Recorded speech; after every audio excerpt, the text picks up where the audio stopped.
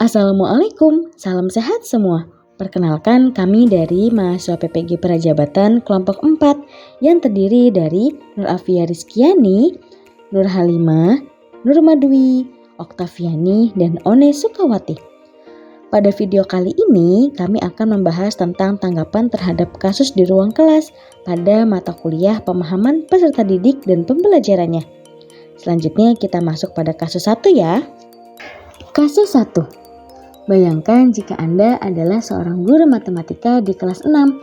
Saat ini Anda hendak menyampaikan materi mengenai matematika sosial, yakni mencari nilai rata-rata atau min. Untuk memudahkan peserta didik dalam memahami pembelajaran, Anda mencoba untuk membuat urutan atau langkah-langkah yang perlu diikuti oleh peserta didik agar dapat mencari nilai rata-rata sebuah soal. Anda meminta kepada peserta didik untuk mengerjakan soal yang Anda berikan.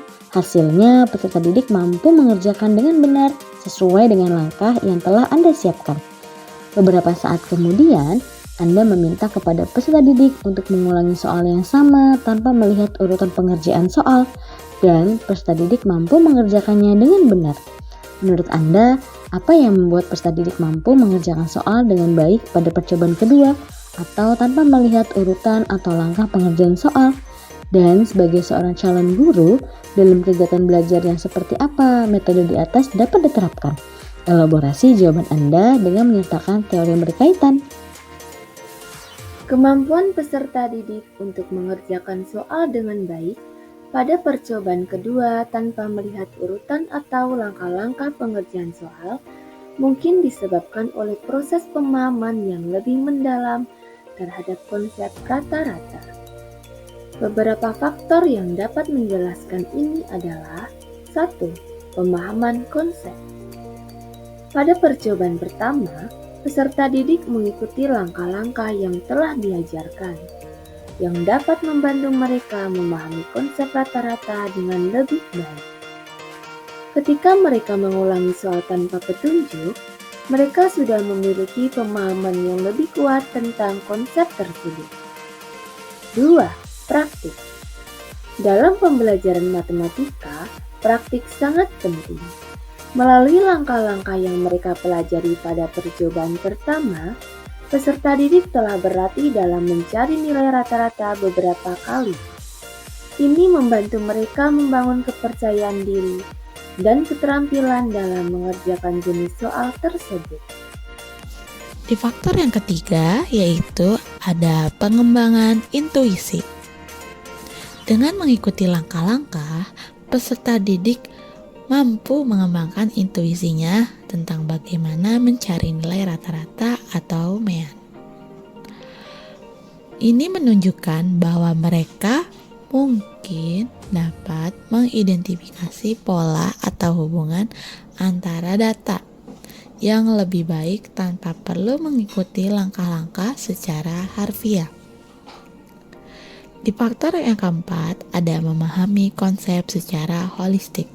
Seringkali langkah-langkah dalam matematika sosial digunakan sebagai alat untuk membantu peserta didik memahami konsep yang lebih mendalam.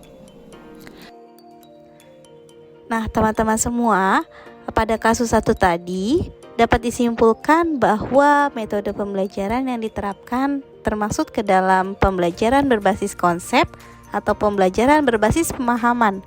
Pendekatan ini lebih menekankan kepada pemahaman yang mendalam terhadap konsep-konsep dalam matematika. Jadi, bukan hanya sekedar menghafal rumus atau langkah-langkah tertentu. Terdapat pula beberapa teori yang relevan dalam pendekatan ini. Di antaranya, yang pertama terdapat teori konstruktivisme. Teori ini berfokus pada pemahaman bahwa peserta didik secara aktif membangun pengetahuan mereka sendiri melalui pengalaman dan refleksi. Dalam pendekatan berbasis pemahaman, peserta didik diberi kesempatan untuk membangun pemahaman mereka sendiri tentang konsep-konsep matematika. Teori konstruktivisme ini memandang bahwa belajar itu sebagai aktivitas yang benar-benar aktif, di mana siswa membangun pengetahuan mereka sendiri, mencari makna mereka sendiri, mengeksplorasi apa yang telah mereka pelajari, dan menyempurnakan konsep dan ide baru dengan pengetahuan yang sudah ada di dalamnya.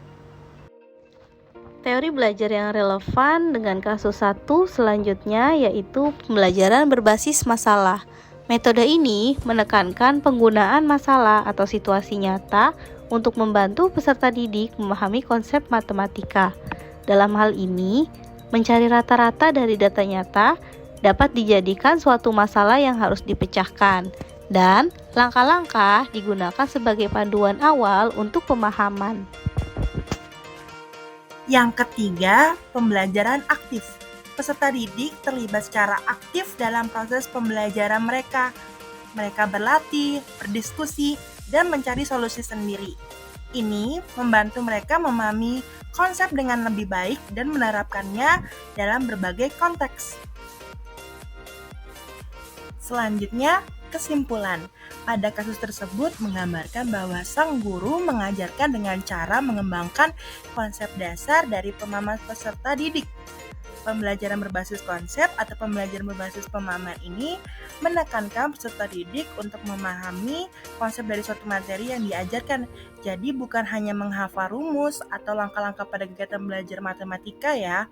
Dengan begitu, teori konstruktivisme yang digunakan oleh sang guru dengan metode berbasis masalah dapat menciptakan pembelajaran aktif karena menekankan pembelajaran student center dengan guru pun menjadi fasilitator dalam mengembangkan konsep peserta didik dengan tahapan pemahaman konsep, praktik, pengembangan intuisi, dan dapat memahami konsep secara holistik. Sekian dari kelompok kami. Mawar melati, indah di taman. Indah lagi mewarnai. Akhir kata kami ucapkan cukup sekian dan terima kasih.